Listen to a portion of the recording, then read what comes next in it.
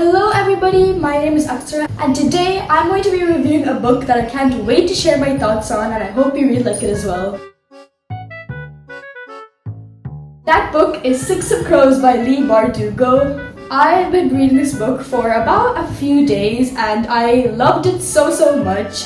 I have a lot of notes and a lot of opinions on it, so let's get started very soon. As you can see, I have many sticky notes written here, all of my thoughts, but I've also recorded my thoughts in this, which is a notebook that I love very much, so I have a lot to say about this book. The first thing that I noticed about the book would be that the writing style was completely different to what I'm used to.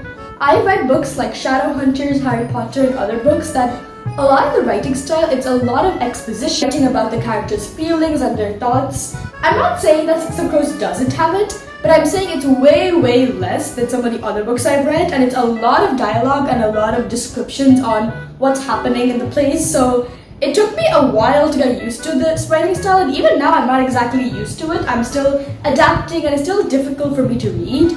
So especially the first time reading it, it was very hard to get into. The first chapter itself, I was like not really feeling it. I didn't want to read it further, but I was so glad that I did because it is such a treat. I definitely recommend you all to read it. Another thing that I noticed that I actually really liked about the book was all the chapters are in someone's perspective, and it's all different perspectives of the six main characters. In books like Harry Potter, the perspective only follows one character, which in Harry Potter is the main character, Harry, except for only 2 chapters in the entire series that it follows someone else's perspective. And I love those 2 chapters, so I'm not saying it's a bad thing to focus on only one character, but I love when books focus on different characters and different perspectives because it gives us a chance to look into each person's feelings, as opposed to just being told about them. We actually get to see it from their point of view and how they view the world and view each other character as well. I have to talk about my favorite character in the entire book, which is obviously the character that everyone told me I would fall in love with, which is Kaz Brekker. He's just such an incredibly written character, but his personality is so incredible.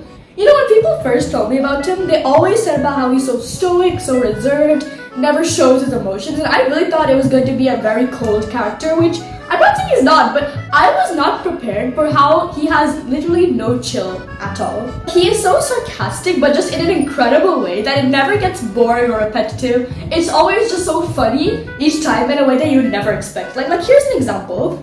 Not even 100 pages in, by the way. This is page 50, okay? Van Eyck thumbed the papers in his hand. "You were first arrested at 10, he said, scanning the page." Everyone remembers his first time. I can't. "And then twice again that year, twice at 11, you were picked up when the Stanwatch roused to the gambling hall when you were 14, but you haven't served any time since."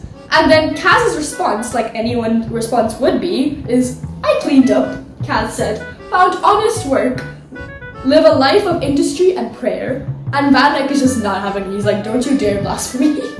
I feel like as though he's never the type of character that you would expect to be so witty and sarcastic and just being able to think of these quick comebacks in such little time. He really is just a wonderful character. Before we get into any of the other characters or any of the other storylines, I did want to point out another thing that didn't necessarily irritate me, but again made it really hard for me to properly get into the books initially until I really got interested in the story and stuff.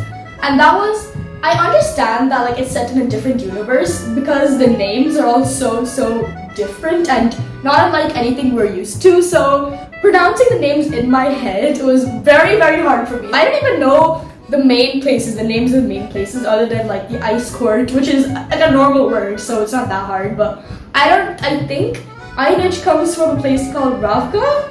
Or is that Nina? I don't know. It's hard to connect it with each character. It's hard to kind of pinpoint in your mind where that place is or what that place is. Even character names are a little more odd than usual, so it was hard kind of connecting at first. Going back to Kaz Brekker, I of course love how basically the only thing he cares about is money. Money, money, money, must be funny in the rich man's world. That's it. Money is all he works for. Here's a good example. "They'll sing your praises once you have Byeee." Here's another example of a name that I can't pronounce. "Byeee safely hidden away wherever you intended to keep him. Noi Vizen." Kaz shrugged. "You could put him in a coffee pot for all I care." Van Eyck's gaze locked onto his. You've seen what this drug can do. I assure you, it's just the beginning. If Pyram is unleashed on the world, war is inevitable, and things more like that. Our hope rests with you, Mr. Brooker. If you fail, all the world will suffer for it. Oh, it's worse than that, Manek. If I fail, I don't get paid. The look of disgust on the merchant's face was something that deserved its own decapple oil to commemorate it.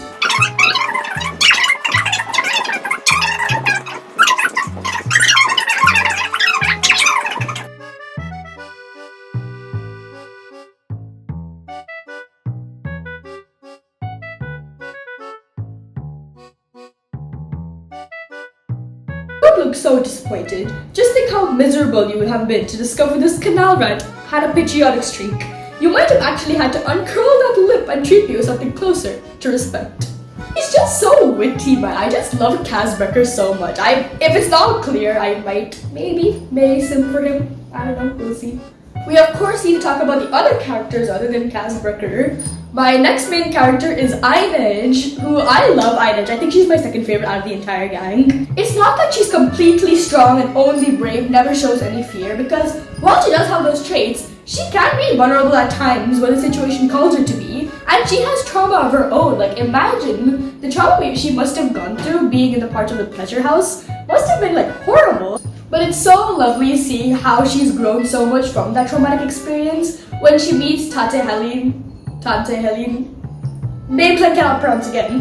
When she meets up with the owner of the pleasure house and she manages to steal the necklace from her, that was just so incredible because she wasn't stopped by her fear like she was before when she met with Tante Helene again. And it really shows her growth throughout the series. Also, Einej is also incredibly sassy, which I love. Like, there's a scene in page number 67. And I believe this is Jesper speaking. He's right, you know. Cash shouldn't send you to do his dirty work. It's all dirty work. But we do it just the same, he said with a sigh. You look exhausted. Will you sleep at all tonight? Jesper just winked. Not while the cards are hot. Stay and play a bit. Kaz will take you. Really, Jesper, she said, pulling up her hood. If I want to watch men dig holes to fall into, I'd find myself a cemetery. This one line genuinely had me giggling for like at least 2 minutes straight. It was just so out of pocket and so random that I kind of loved it. And she's such an integral part of the team that everybody knows if she's gone, they're all screwed. The scene when they're boarding the boat but then they get ambushed and she gets hurt while trying to save them, everyone is worried. It's not just Kaz, it's Nina, even Matthias is worried in a way, Jesper, Wylan. They all know if she's not here, they're done, they're gone basically. And we can talk about either Kaz or Einej without mentioning how incredibly cute they are together. Why don't they just get together? This is why fictional couples irritate me so much sometimes. They just know each other so well. Even at a single glance from Kaz, Einej can tell exactly what he's planning, what he wants her to do. I love it so much, I really do. And the way he helped her by buying her from the pleasure house, it touched me, it really did.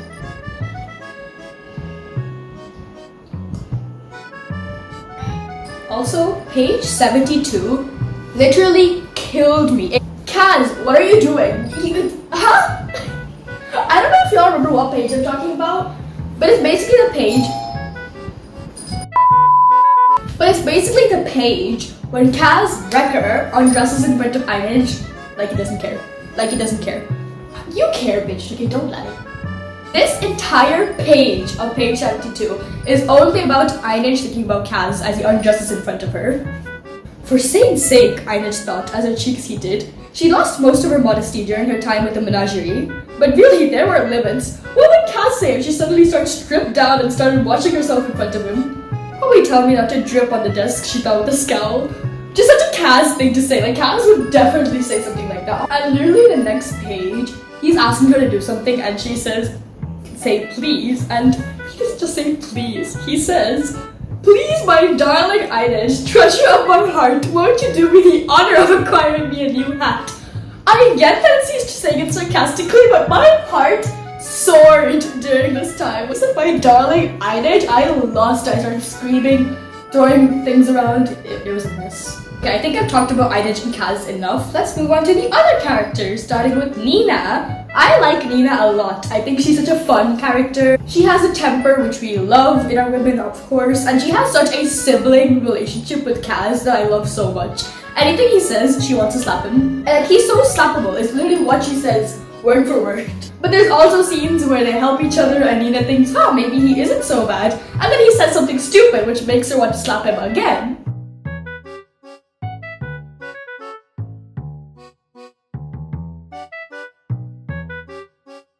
And then in the Hellgate prison, Nina threatens to use her powers to make him wet himself, and again, he doesn't care. I hate to interrupt my rant about Nina just to come back to Kaz and Einaj, but I really can't get enough of them. I just realized that there's a scene where after Einaj gets injured in the docks battle, and she's getting taken care of by Nina, and she gets better, Kaz hasn't spoken to her in 2 days, and when he comes back to speak to her, it's about the mission, and he asks her to climb the incinerator shaft. But when she asks him, why would you ask me, I'm gonna do it either way, in his mind he thinks that it's the only excuse that he can give to talk to her, because he cannot talk to her while she's injured because of him, and I do really love Nina. She's just such a firecracker. Ignore the sounds in the background.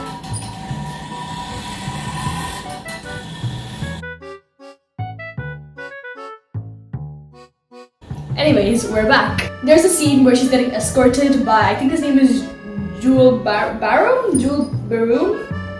I don't know what his name is. Brum. His name is Brum.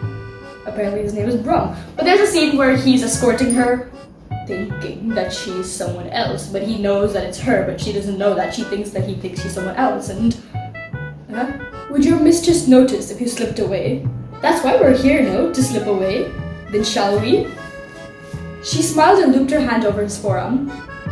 He patted it gently. Good girl. She wanted to gag. Maybe I'll make you impotent, which I love Nina so much. The sacrifice that she makes at the end at the expense of her own mentality and her own health so her friends can get away safely was just such a strong-willed move, and it really takes a lot of courage, which Nina definitely has, and I think definitely made up for what she did to Matthias, who I'll come to later. Because initially I did think that, oh, that's a little bit not bad. Well, yeah, I thought it was bad that she did that, to make it very simple. But I do think that she definitely redeemed herself. Now let's move on to Nina's love interest, who is Matthias.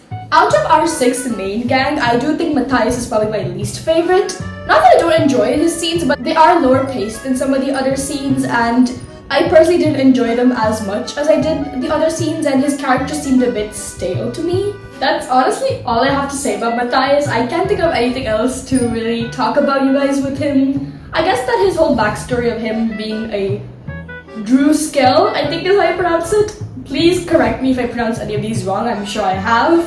But his whole backstory of being a Druskell and then kind of coming out from that mentality after meeting people like Nina, I think that is a great growth and character development, but it just didn't really resonate with me as much as the other characters did. So that's all I have to say about Matthias, really. Maybe we'll see more of him in Crooked Kingdom, maybe I'll like him better in Crooked Kingdom, we shall see.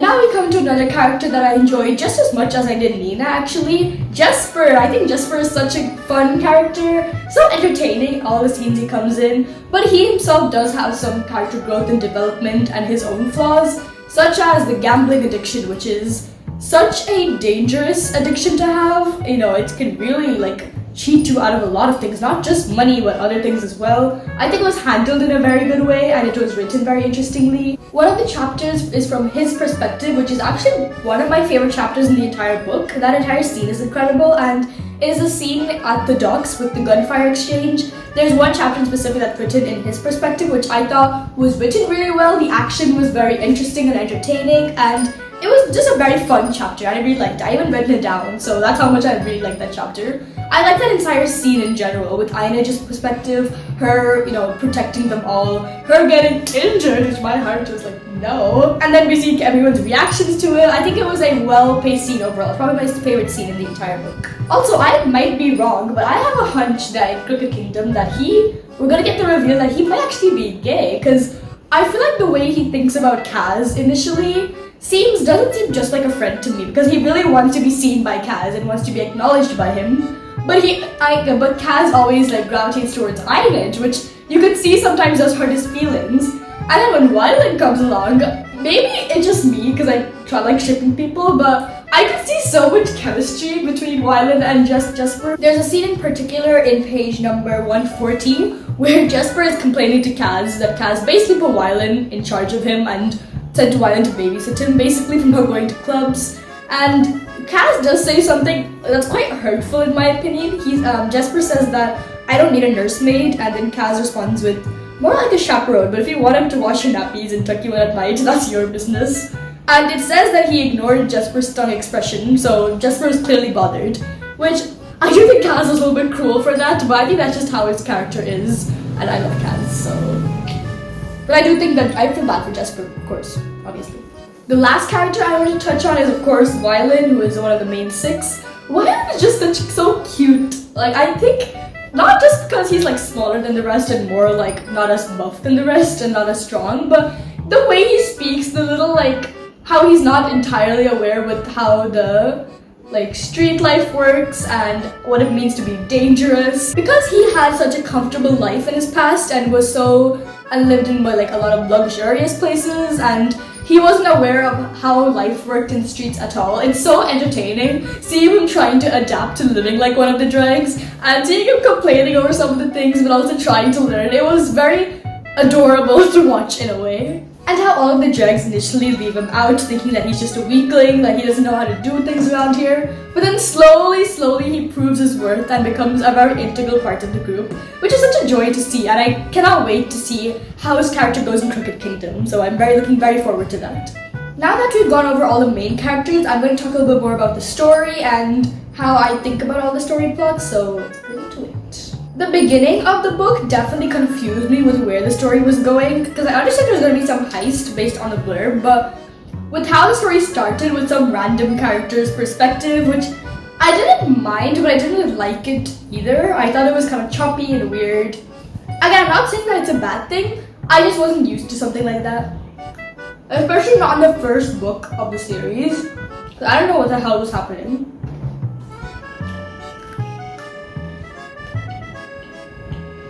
I think after the ice court is officially mentioned and that's where they plan to have the heist, after that I think is where it properly starts getting interesting for me, especially after, like I said, the gunfire exchange at the docks.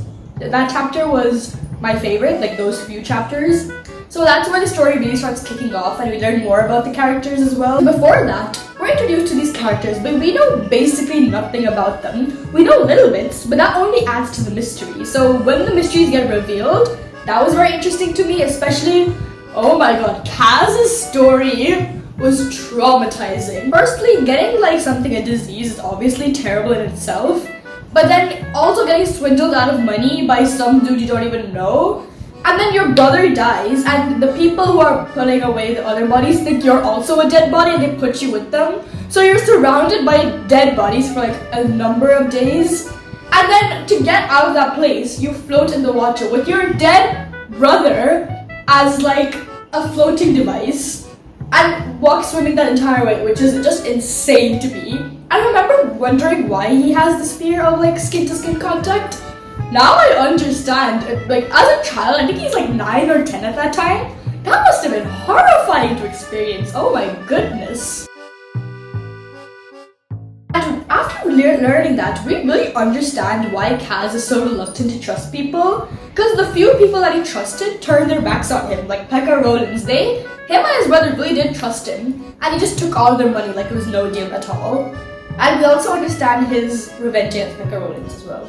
Also the scene where Kaz so nonchalantly just plucks an eye out of somebody, wraps his finger in a cloth, shoves his finger into the eye socket of that guy, all while just calmly sitting there. Truly, like, it terrified me. Like, that's the time when I was scared of Kaz Brecker. Also, I remember thinking that Kaz Brecker is actually very similar in personality to Julian Blackthorne from the Dark Artifices series in the Shadowhunter Chronicles. I know that most of their personalities, their goals, and their stories are different, but just something about the way that they both will do whatever it takes for what they want, whether it be to connive people, lie to people, or to even harm people. They can get what they want, like, they don't care, which isn't very, like, reassuring if it was real life, but these are fictional men, okay? We're allowed to sim for fictional men. So speaking about Kaz, he once again has no chill, like, at all, because I think his character's name is Muzen, I don't know. But when they're modeling him to look, when they're tailoring him to look like Matthias so they can switch each other's places, and his ribs break, Kaz is just there like, good boy. Like, he doesn't even care that his ribs are getting broken. He's just like, good boy, champion, keep going. I love Kaz so much. And there's another scene where I think it's in Hellgate, I'm not entirely sure, but there's a scene where they have to distract a guard.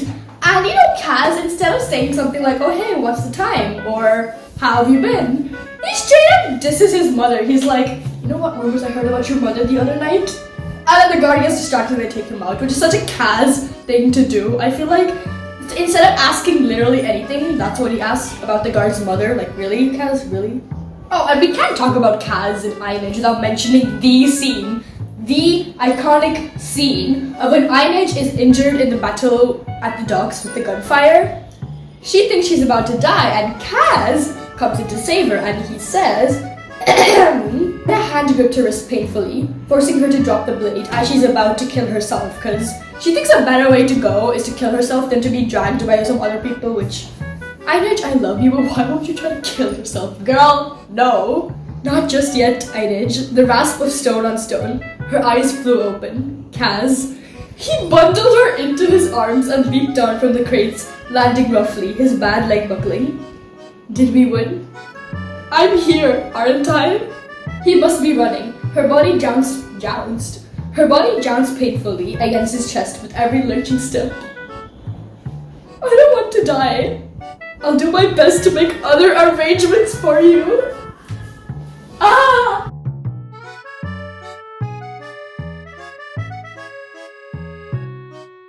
She closed her eyes. Keep talking, wait, don't slip away from me. But it's what I do best.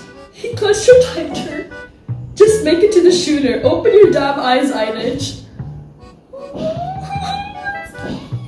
Why are they so cute together? Oh my god. And of course, another scene we have to talk about is when they're in Fjerden. I don't know how to pronounce it again. But when they're in the prison wagon and Kaz suddenly, his mind just blanks and he faints. And Einej wakes him up. Well, Einej doesn't wake him up, but Einej is the only one who notices that he faints. Everyone else just thinks he's just like sitting there because their eyes are covered with bags over their heads, but Einej is the only one who notices. And when he wakes up, I'm just gonna read the entire scene because like, why not? Kaz worked a sharp jab against his thigh. There were bodies all around him, pressing against his back and sides. He was drowning in corpses, which is like trauma from before. Kaz, a whisper. He shuddered. Another jab to his thigh. Kaz, Einej's voice. He managed a deep breath through his nose and felt her pull away from him. His heart was pounding. Keep talking, he rasped. What? Just keep talking. And then she keeps talking, and all I can think about is her. Ow.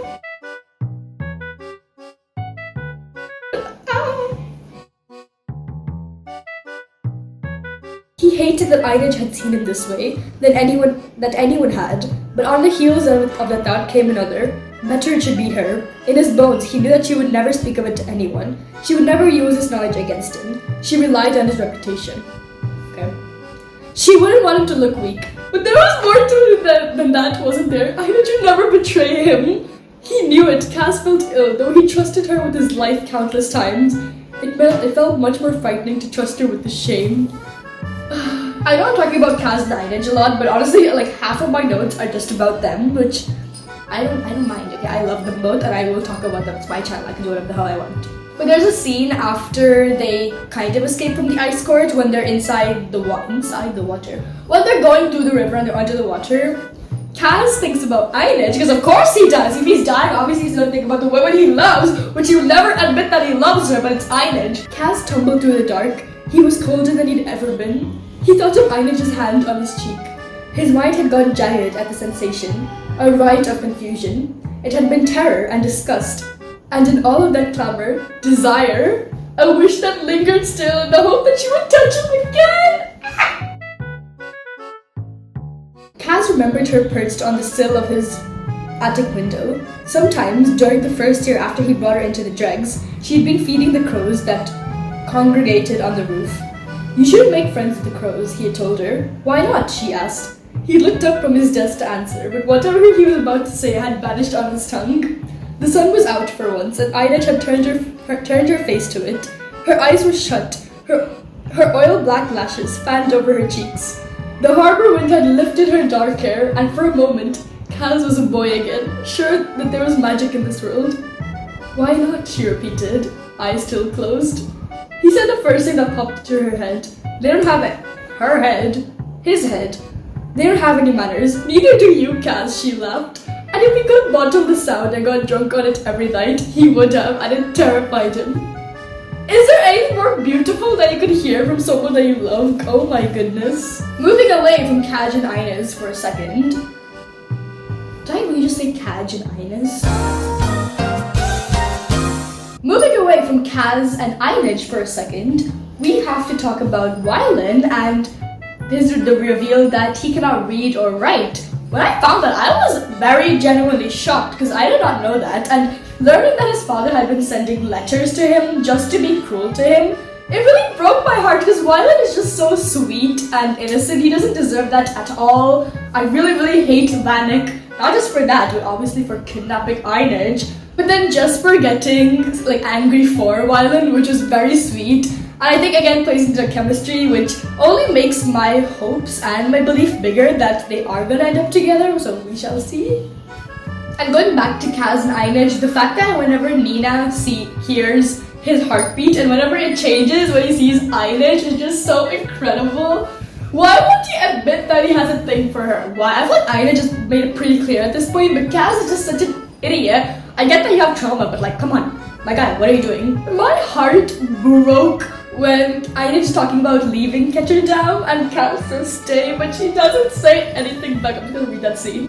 Inej turned to go. Kaz seized her hand, keeping it on the railing. He didn't look at her. Stay, he said, his voice rough stoned. Stay in Ketterdam, stay with me. She looked down at his gloved hand clutching hers. Everything in her wanted to say yes, but she would not settle for so little, not after all that she'd been through. What would be the point? He took a breath. I want you to stay. I want you. I want you. You want me, she turned the words over. Gently, she squeezed his hand. And how will you have me, Kaz? He looked at her then, eyes fierce, mouth set. It was the face he wore when he was fighting. How will you have me? Fully clothed, gloves on, your head turned away so our lips can never touch. He released her hand, his shoulders bunching, his gaze angry and ashamed as he turned his face to the sea. Maybe it was because his back was to her that she could finally speak the words. I will have you without armor, Kazbrooker, or I'll not have you at all.